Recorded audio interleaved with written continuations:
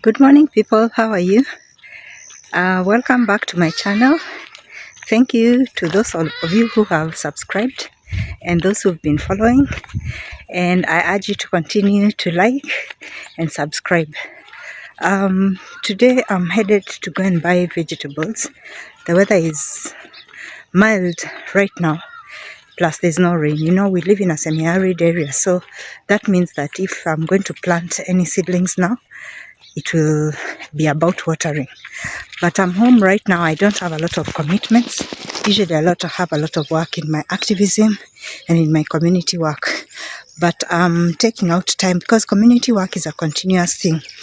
It's you can, yes, it has schedules, but it's something that is always ongoing and doesn't stop me with home development issues.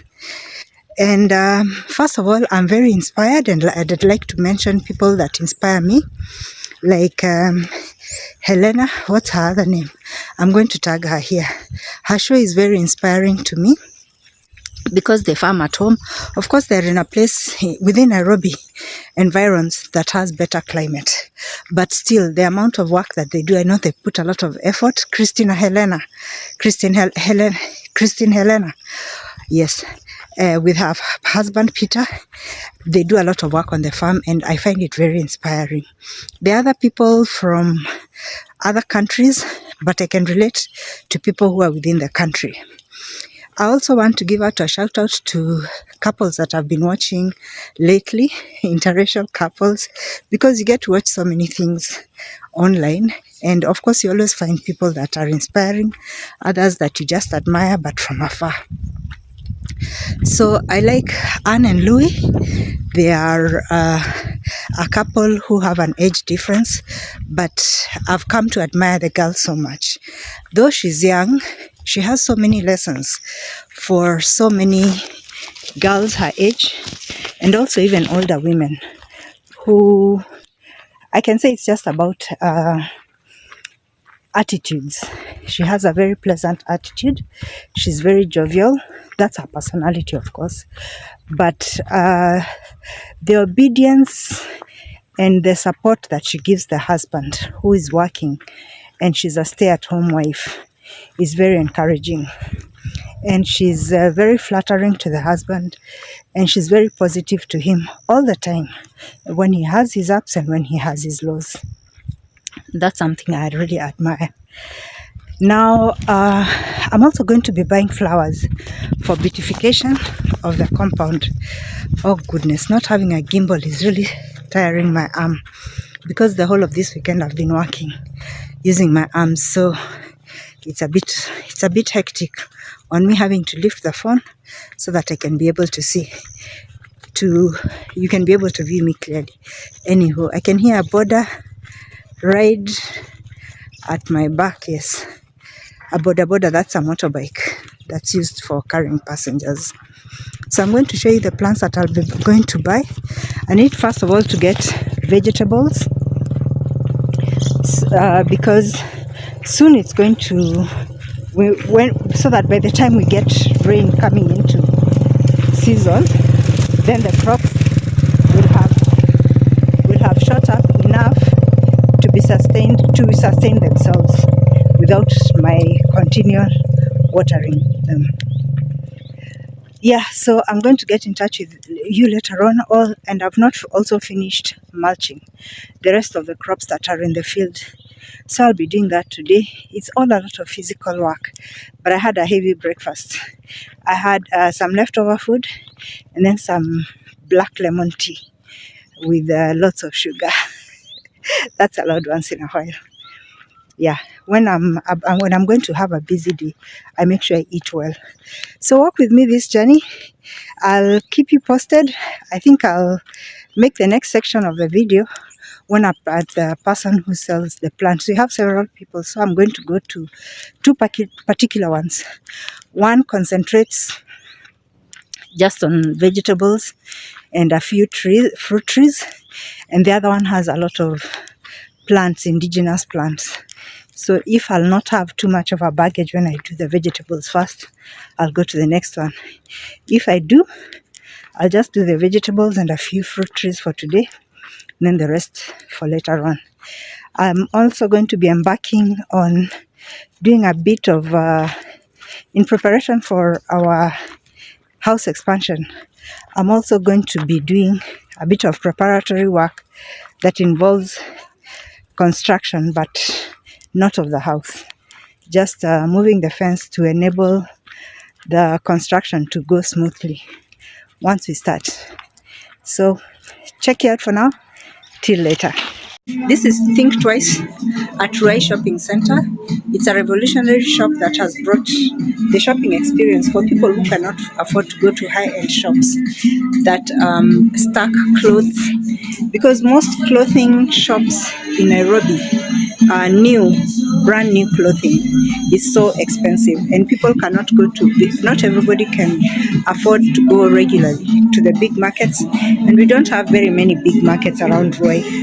So what Think Twice Shopping has done, it's a second-hand goods shop, is that it has brought the supermarket and clothes store shopping experience to the ordinary mwananchi around Ruai, Kamulu, Utawala, and environs.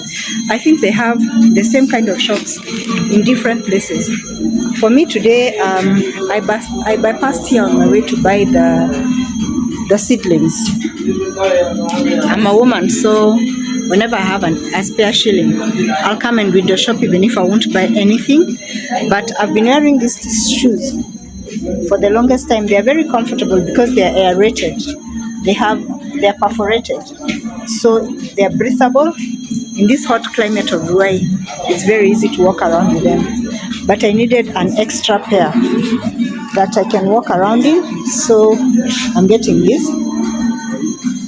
They're very comfortable and easy on the feet, and then they are padded because I step down hard on the ground and flat shoes give me pain. So I'm taking this pair, and then I needed an extra going out shoe because when I'm doing my activism work, I go to official functions and I like something low and comfortable. In the city center, shoes are minimum 500.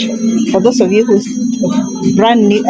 second-hand new shoes in the city center start from 500. I think everybody can attest to that, 500 to 1,000 plus.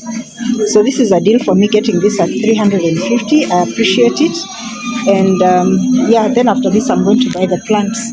I'm very grateful to Think Twice. Thank you very much for the experience and the opportunity. So they also offer toys, and I'm always on the lookout for something for my grandson. He loves color. He loves color, and of course, being a baby, he likes movement. So I think this is going for 100 shillings, if I'm not wrong. Yeah, 100 shillings, and this is going for 50 shillings. I do want this one, but it's very bright and colorful, and yeah, for the price, why not? But you can see the rates, 250. I think you can get this for 2,500 in shops in the city center, and this you'll get for 1,000. I think 1,000 plus. Okay, this is 250. So people who are looking for Valentine gifts for next year for your loved ones, je t'aime. Yeah, you can get sad teddy over here. I think I got him some teddy toys. This is 300. The tiger. I don't know why the teddy bear is more expensive. And for those of you who know, you know, yeah, bunny rabbit here and what it signifies. I wouldn't be getting it for anyone. That's 50 shillings. So I think I'm going to get seeing that he loves color rather than the long monkey because he has an extendable giraffe. I don't know where the giraffe went since the function. So I think I'll get, I can get the monkey for him. Yeah. For upcoming brides who want an option of a wedding dress, if I was getting married, I would. It doesn't matter whether it's brand new or not. I'd get a second-hand dress and take it to the laundry. Let me see. This has a slit. Yeah, it's a covered slit. This is a slender person. This is second on the front. It's a bit old-fashioned. So is this.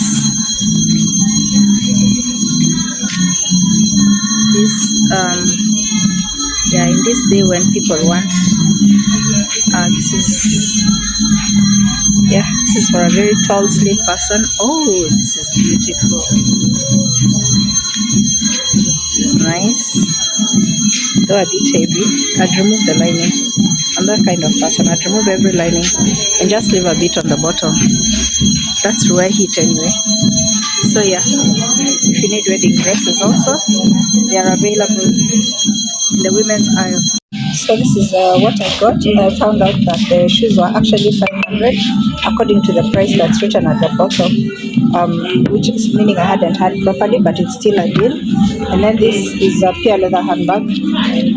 This is a tan leather, which hasn't been refined to smoothen it. And then the toys for the baby and single bed sheet. I'll tell you the total later on.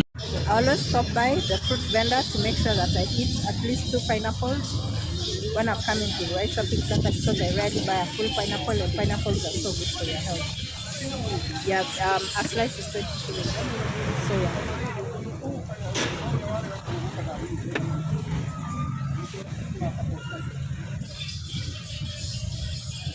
So I'm going to the person, to the seller of the seedlings. Then there's another one here across the road.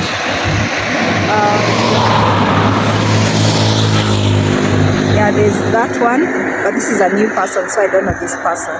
They also sell grass for lawns. So what happens with most seedling sellers is that they are stationed either near a river where there's stagnant water, or near a water mains where they tap water. Let me just say tap water for use of a safe word.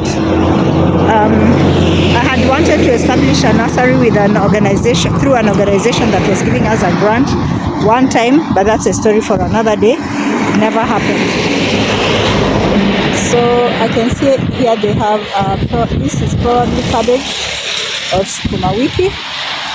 I'm going to get some of that, and then the rest we'll see when we get to the next nursery. And then this man has a fig tree and doesn't know how important it is, so I want to go and try and see if I can get a branch to propagate.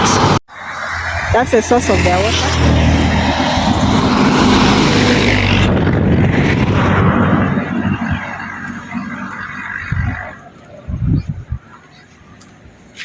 You can see it's just a narrow path next to the road.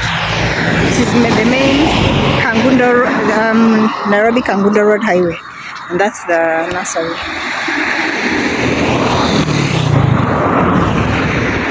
That's the entire nursery. Those are fruit trees, and the rest are vegetables. So I'll be picking what I need. I feel I want to take for the day. I don't want to take a video when I'm near them because I don't want to capture their faces. The first florist I went was giving me all the plants at a flat rate of 400 shillings, which is just ridiculous. Then I came to this other person who has a nursery for plants. He's a person who I've known for all the years that I've lived here. He's called Edward Edu. He's a personal friend and a family friend, and he's the first person in this area who had a nursery. So he had left it for a while and has come back. So I've come to his place and I've gotten the plants at a very discounted rate. So for the price of two, I've gotten all this. So I appreciate. Now I'm going to be able to plant them later.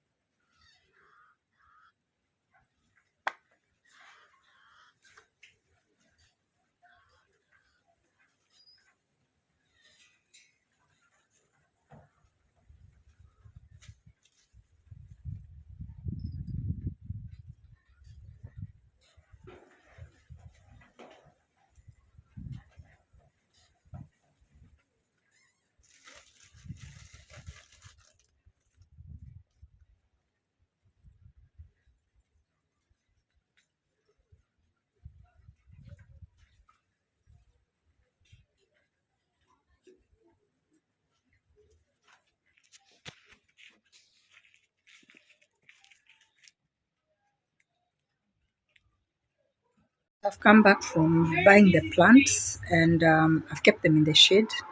And now I'm going to have lunch before I start, before I go to the farm to start making the holes. I'm going to call somebody to come and help me because it's a lot of work putting them in the ground. I don't know if I'm going to do all or I'm going to do some. Then the mulching will have to wait. The mulching I can do when I'm alone, but the actual planting of the new seedlings, I have to have someone. And then I've encountered a problem. Part of the compound we had dug when we were excavating for our house, we had planned on a 3 bedroomed house from inception. And then COVID came, and of course, we were not able to do that. So we've been trying to fill the hole, but some of the excavated place is still there. And that's a section that I need for part of the beautification for the landscaping. So I'm so torn about what to do because everything is just about money. But I'm going to see what I do to do because I have a heap of soil that is outside the compound. When we excavated, because it's more expensive to pay a lorry to go and pour the soil somewhere because of excavation regulations. We had it just poured around our compound, and over the years it has helped because whenever there are floods, then they don't seep into our compound. But there's a notorious corner here where people bypass the compound so near, and it's actually like a security risk. People walk so near to the fence and they can actually peep over. So I'm planning on, I'll put a picture of that. I think I'm going to get some men to dig out that part and just leave like 3 feet for a lone person walking, which is so uncomfortable. Like you can't be there for long. And cows also pass there and then they chew up the fence and they spoil it. So I'm going to limit that because goats also, whenever I plant flowers in the small space outside of my fence, the goats and cows, because the ledge is so big, is wide, it's about 4 5 feet wide, they walk on there and they waste the flowers. So I'm going to utilize that soil. It's up to the local government and county office to repair the road. That's not my work. So I'm going to level the ground for beautification of the outer wall area. It's not a wall, it's a semi-permanent sheeting that I've put in there, mabati sheet. So I'm going to remove most of the banking and leave just about 2 or 3 feet because I already have like a foot inside the fencing I've done to allow for space for digging. Then I'll leave about just a foot and a half, which is not enough for animals or people to pass comfortably because there's also already some plant. Then make a step of about a foot so that it lowers everybody's height and capability of walking near the plants much more. And then I can use all the top soil that I'm removing from the periphery of the compound to come and fill that hole now. The rest of the whole excavated hole is going to be filled in with the soil we are going to remove when we actually start the excavation for the expansion of the house. Yeah, so it takes a lot of planning, but it's something that I love so much, that I enjoy doing so much. And because the ground must be level for me then now to start landscaping with the flowers I've bought, because each has specific destinations they have to go. There are shade trees that have to go specific places. There are beautification trees that have to go specific places. And then my garden also, my vegetable garden also requires to have a specific place. And then the extension of the fence also has to sit in a specific space. So it's a lot of work. It's going to keep me busy, and I've already lost some weight with all the walking I've been doing and the working. So this is going to further cut my weight, get me closer to my BMI. I don't know how I haven't reached there. I think it's just peace of mind that keeps me a bit heavy and good eating, I guess. So I'll take pics of that and I'll update you. But that's a kind of busy that I get living in semi-rural Nairobi. Again, I'm urging you to continue supporting me. Let's grow this channel to 1,000 subscribers. Thank you so much for those who follow me on TikTok. Today we are at 800, actually 803 followers and over 70,000 viewers. So I'm inviting you all to turn the viewership into subscriptions and followings. Thank you very much. I'll be posting later after I have my food. Today I'm having a mishmash of foods that remained with the functions I had. There's rice, there's cabbage, there's omena, and saucy soya meat. And then a friend gave me avocados, whenever I'm given avocados, I share with my dog. He also has to get healthy. I had fed him earlier in the day because he'd gone overnight and disappeared and hadn't eaten for the night. So yeah, after I eat is when I'm now going. Remember what I told you, that I eat in respective to the kind of work I'm doing. Normally I wouldn't have lunch, or I'd have a late lunch. But because I'm having a busy day, it's important for me to have lunch, and then depending on how heavy the work will be in the afternoon and evening, I'll then see how heavy my dinner can be. It has to correlate with the amount of work I've done so that I still maintain my weight.